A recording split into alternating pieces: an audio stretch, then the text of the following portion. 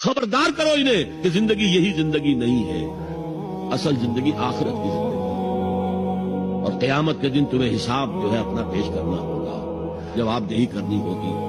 You will have to face the grand accountability of the day of judgment. یہ انذار سے بات شروع کرو. وَرَبَّكَ فَكَبِّرْ، اور جو ہدف ہے مقصود کیا، اللہ کو بڑا کرو، یعنی اس کی بڑائی نافذ کرو. پارلیمنٹ میں بھی اس کا حرف آخری ہو، لِتَكُونَ كَلِمَةُ اللَّهِ هِيَ الْعُلْيَا، تاکہ اللہ کا کلمہ سب سے اونچا ہو.